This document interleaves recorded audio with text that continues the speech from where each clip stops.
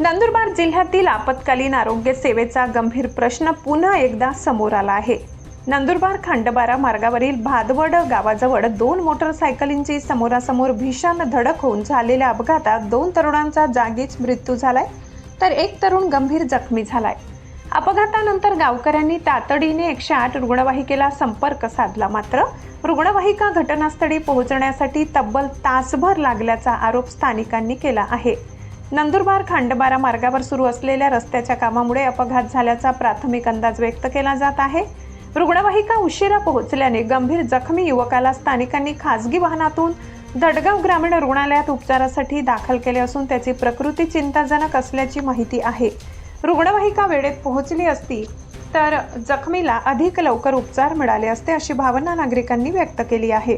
या घटनेनंतर जिल्ह्यातील अपुरी रुग्णवाहिका सेवा आणि आरोग्य यंत्रणेच्या कार्यक्षमतेवर पुन्हा एकदा प्रश्नचिन्ह उपस्थित झाले असून जिल्ह्यात रुग्णवाहिकांची संख्या वाढविण्याची मागणी नागरिकांकडून केली जात आहे। नमस्कार। आज खंडबारापासून तर भादवडच्या मध्यभागी ॲक्सिडेंट झाला। 1 तासपर्यंत ॲक्सिडेंट होऊन जे नौजवान आहे पडून राहिल्या।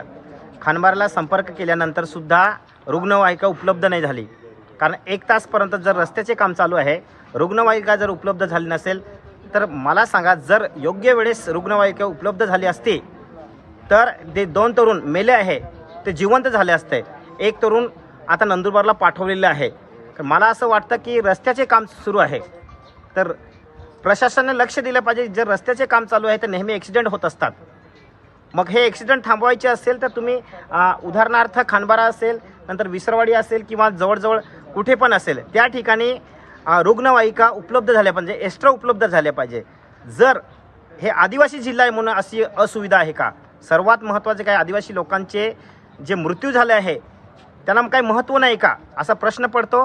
म्हणून प्रशासनाला आव्हान करतो की रुग्णवाहिका एक्स्ट्रा खंडबाड्याला उपलब्ध करून द्यावे, कारण की तरुण 1 तासपर्यंत तिथे पडलेले होते। जर लवकर जर सुविधा प्राप्त झाली असती तर कदाचित ते तरुण वाचले असते। आज 2 तरुणांची मृत्यू झाली आहे, तर आता आज बघा असे तरुणांचे मृत्यू झाले, उद्यापासून किती तरुण मरू शकतात।